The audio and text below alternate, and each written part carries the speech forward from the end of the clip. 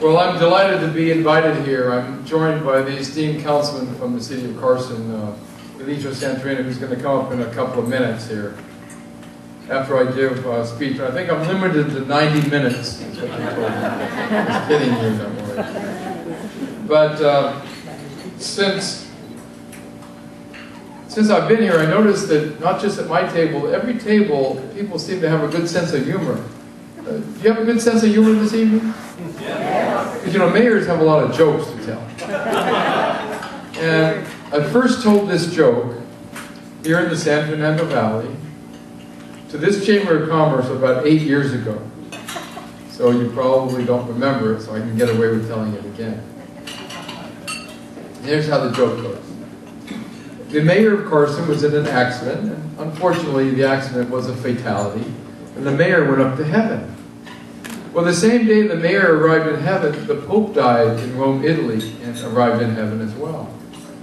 So when they got there, St. Peter greeted them and said, you know, the first thing we do when people get to heaven is we assign you quarters. They were given their place to stay, and later on, the Pope ran into the mayor in the park. There's a park in heaven too, in case you didn't know. And the mayor invited the Pope over to his new place for some wine and cheese. Pope graciously accepted the invitation, went to the mayor's new house, and found the mayor had been given a great big mansion, a big beautiful house. Now the Pope had been assigned a small apartment. So the Pope saw St. Peter a little bit later that day, and he said to St. Peter, I'm not complaining, I'm ever so grateful to even be in heaven in the first place. But you know, I was the leader of 100 million Christians on earth, and I was given a small apartment, and the mayor here was given a big house. So what's up with that? So St. Peter explained to the Pope that we have hundreds of popes up here in heaven, but this is the first time a mayor ever made it.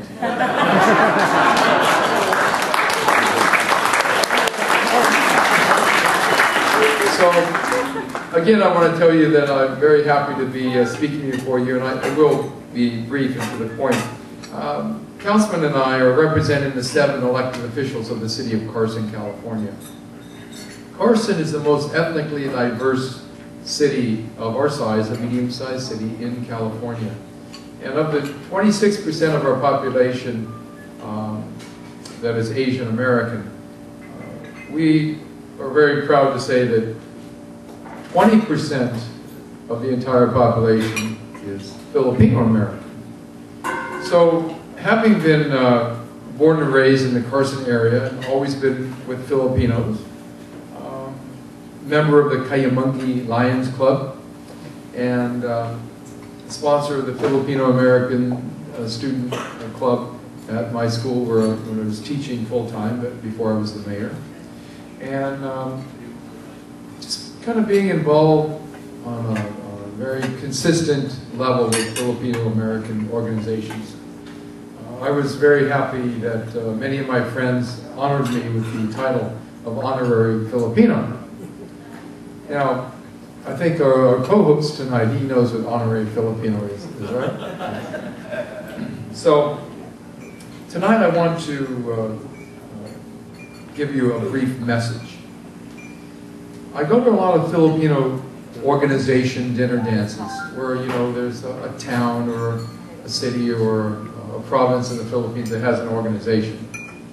But your organization is unique in the sense that it's an organization of commerce, basically international commerce, that helps not just Filipino Americans, but helps everyone who comes in contact with you.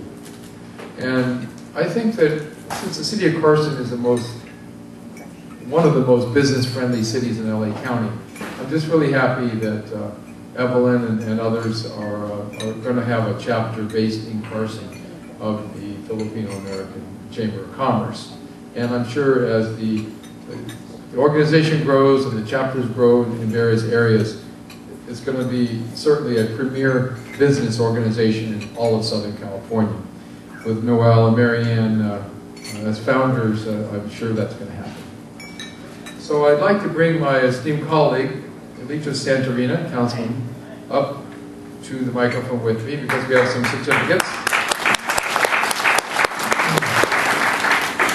I'm not sure that all the recipients of your awards are here this evening, but we're going to name them all anyway. And the councilman and I actually have another brief message before we give these certificates out. And that is, we have the honor of being the city that has been chosen by the Dr. Jose P. Rizal Monument Movement and the Republic of the Philippines to be the location of the first and only greater than life-size statue, the 7-foot bronze statue of Dr. Jose P. Rizal. It's going to be at our International Sculpture Garden, which we just founded, we just created. It's brand new, and the first monument piece of public art will be a statue of Dr. Rizal. You think that's a good idea?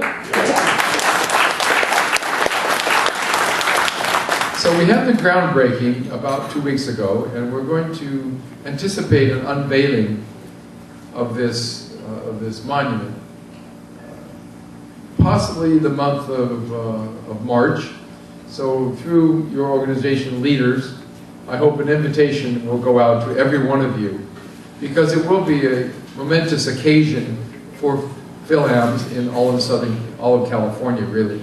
We're going to extend the invitation to as many people as possible that are interested in Filipino culture.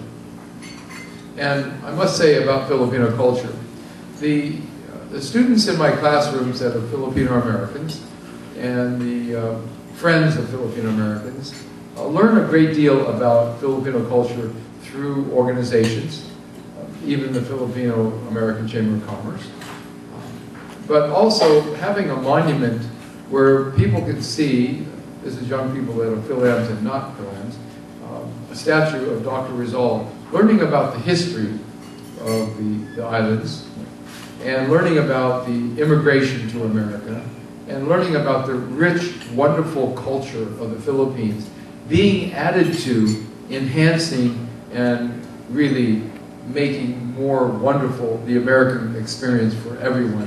And that's why I applaud you for having this organization, and I applaud you for all the work that you do as a Chamber of Commerce.